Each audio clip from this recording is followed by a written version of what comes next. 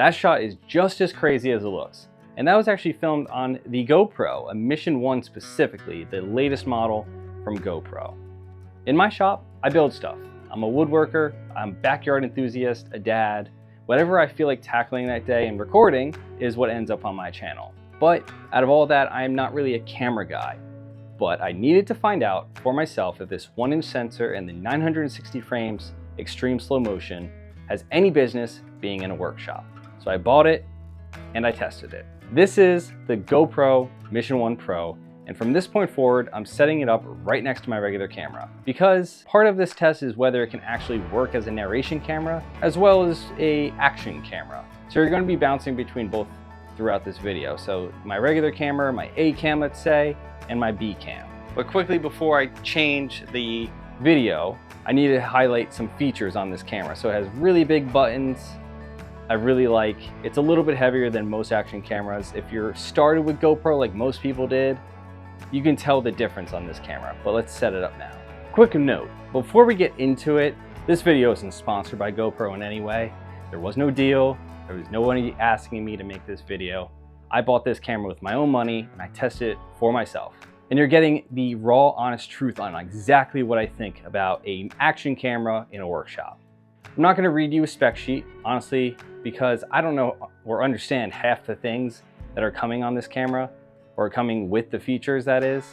All I know is that I wanted to test the extreme slow motion, and that's exactly what we did. Most action cameras in this price range top out at 120 frames per second.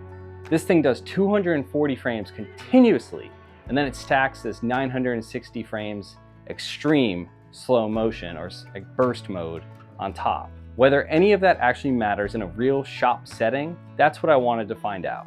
And that's exactly why I'm looking at you, Mission 1. Now, before I show you what this camera can actually do, I need to talk about what almost stopped me from getting there: lighting. That's my shop lights at 960 frames per second. Good cameras that are shooting at high FPS usually pick up a different cycle. They can see a lot more than what we can see to the naked eye. So instead of filming a shop with plenty of light, you're subtly not filming woodworking anymore. You're filming a rave in my garage. I hope you enjoyed. Here's what I want you to actually hear before you spend money on this camera. Your shop lights, these things up here, are not enough light. I don't care how bright your shop feels, at 960 frames per second, overhead LEDs will do exactly what you just saw, or anything at high frame rates such as 960 frames per second. So now I'm using proper studio lighting, and here's the difference.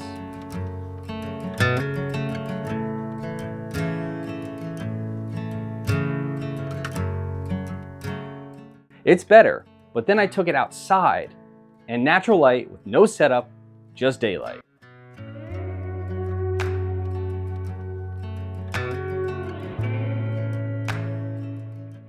That's the same camera. Everything was on auto, and the difference is just light.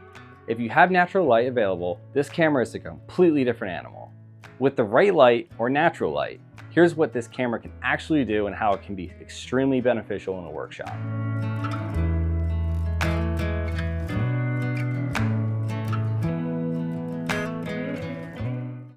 That was 960 frames per second, a saw blade, a drill bit, a router pass. I don't fully understand the math. I understand what it looks like, and what it looks like is something out of a nature documentary. On a GoPro, the tiniest camera I think we can get access to nowadays. Two things worth knowing going in. At 960 frames per second, you get 10-second burst. Not continuous recording, you have to be ready before something happens. I missed shots early on because I wasn't ready. Learn from my mistakes, and the image softens at that frame rate. It's not razor crisp, it's 1080p, but for what these shots actually are, the drama, the movement, the slow crawl of a blade through material. I mean, come on, these clips speak for themselves. There is no camera out there doing just this for small content creators. So, does 960 frames belong in a workshop such as mine or yours? Here is my honest answer. The footage is real, and those shots do something for tool and build content that's genuinely hard to get otherwise.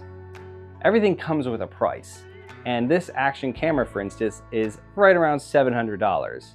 You can get it from 5 to 6 to 7, somewhere in that range. Hopefully they bring it down so it's more accessible to content creators just like you and me. If you're making DIY content and slow motion matters to you, this little camera delivers when conditions are right. But I want to be real about 2 limitations before you spend the money. First, lighting. Not shop lights, not the LEDs that you have in your shop, but actual studio lighting or natural light. If you plan to use this thing outside, you're golden. If it's a beautiful, crisp, sunny day, golden.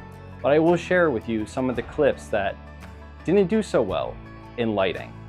I had very minimal lighting and it still just wasn't enough. The noise, the impact, it's there, but it still gets the point across. But I'll let you decide watching these clips.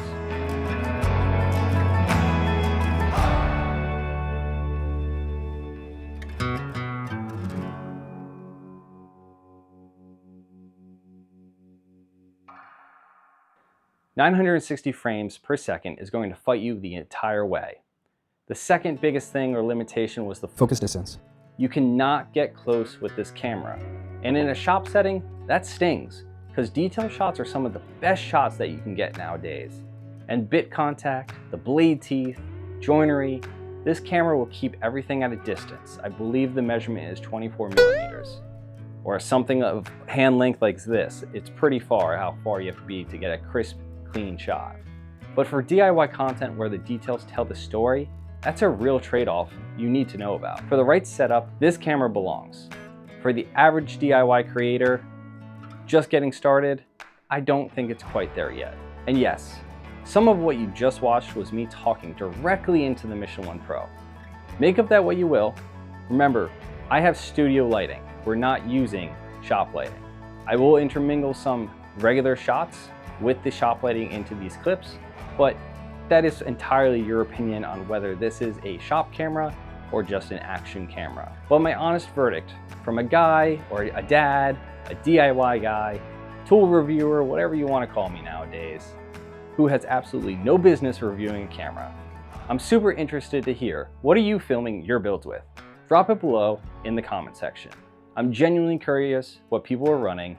And if you want to see more about what I'm running in terms of shop, lighting, whatever, let me know down in the comments and I'll put it in the next video. Dream Big Workshop, we build stuff, we film it, and apparently now we review cameras too. Subscribe if this is your kind of channel. I'll see you in the next one.